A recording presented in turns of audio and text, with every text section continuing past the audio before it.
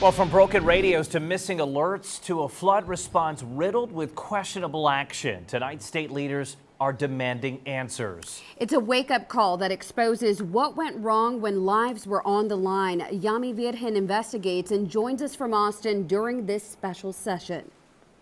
The chief of the Texas Division of Emergency Management spent about 4 hours in front of that hearing answering questions from the legislators. What we learned from him were several key points that were missed that day on July 4th when so many people lost their lives.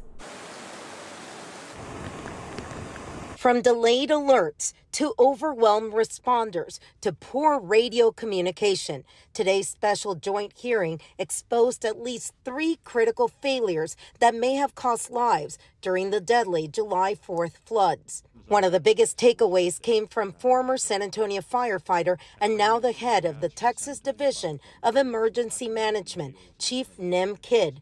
Kidd gave a shocking example of showing up in the flood zone with his radio only to find that he could not connect with his own San Antonio fire colleagues. I ran into some of my guys from the San Antonio Fire Department that I worked with back when I was in the field as a lieutenant on the technical rescue team. And I had my radio with me and I asked to be able to talk to them on theirs. But their San Antonio radio doesn't work in that footprint. So they had some really cheap Chinese radios that they were talking to each other on. We're better than that. We can do better than that, and we need to.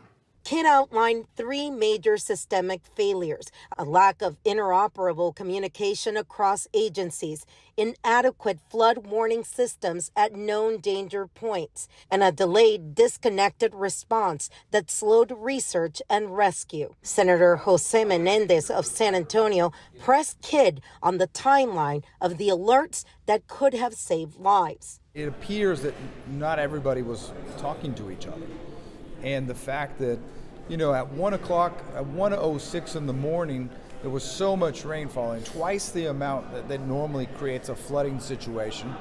And there were no warnings put out. There was no emergency evacuation put out. Kidd explained that at the state level, they have a team working 24/7.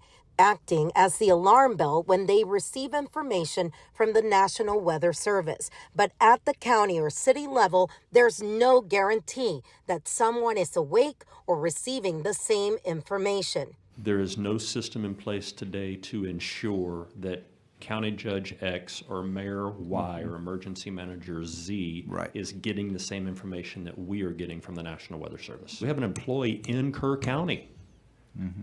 Have had for 2 or 3 years now. That doesn't mean we have any way of guaranteeing that the responsible adult local officials and those that are appointed are awake and seeing the same information that our people that are paid to be awake at 2 o'clock in the morning are seeing. Kidd stressed that it is time to mandate training for all emergency managers across the state, from rural to urban areas. I do think now is the time to start the clock on an implementation phase for professionalizing, credentialing, and certifying emergency managers in the state of Texas. And I think it has to be by statute.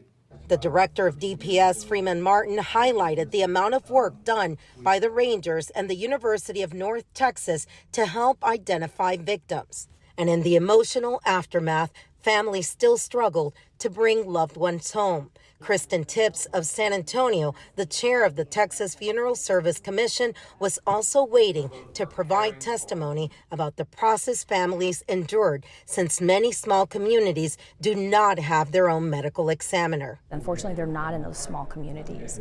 And I think it's important to make a determination.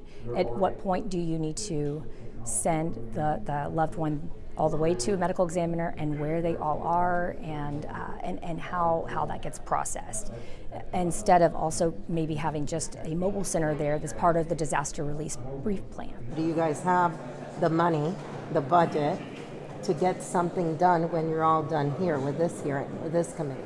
We have the money if the political will is there.